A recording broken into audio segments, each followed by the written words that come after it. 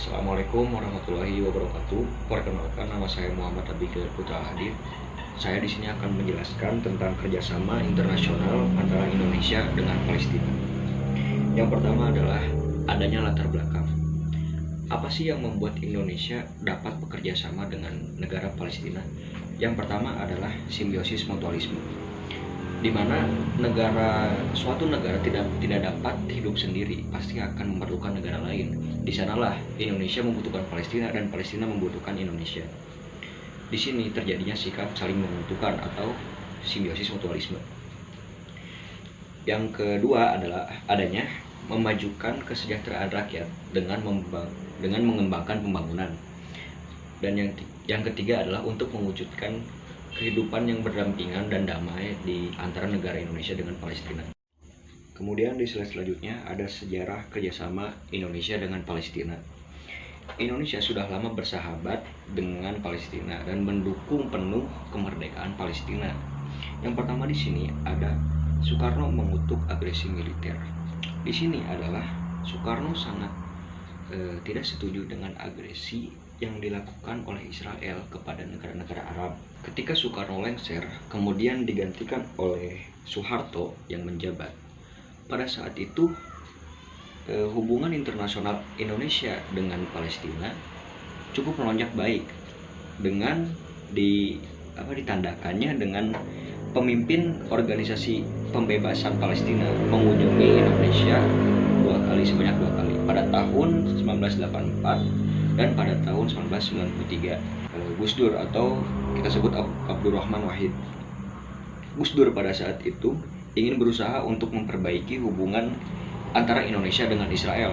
Namun pada saat itu Gus Dur dilengserkan dari jabatannya dan setelah itu tidak ada upaya lagi untuk memperbaiki hubungan antara Indonesia dengan Israel.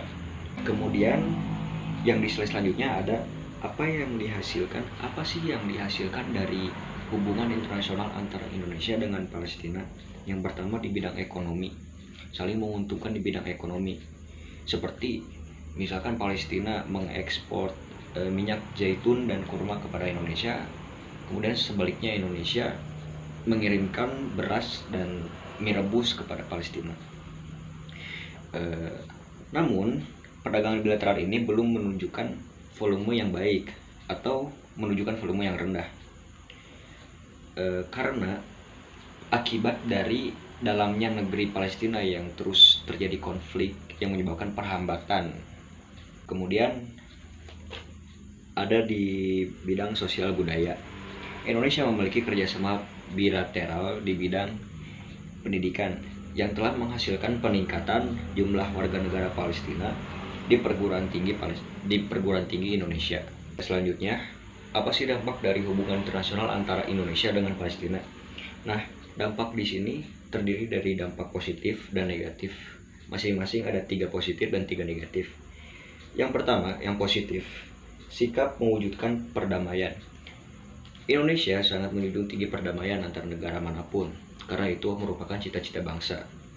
Yang kedua ada kebutuhan negara terpenuhi, seperti yang saya sampaikan tadi, sikap simbiosis mutualisme, saling menguntungkan. Yang ketiga adalah terjalin persahabatan. Yang negatif ada 3. Yang pertama adalah ketergantungan terhadap negara lain. Lalu yang kedua adalah budaya perlahan terkikis. Yang ketiga, beresiko menimbulkan perpecahan baru.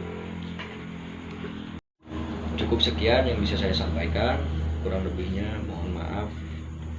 Wabillahi taufiq wal hidayah. Wassalamualaikum warahmatullahi wabarakatuh.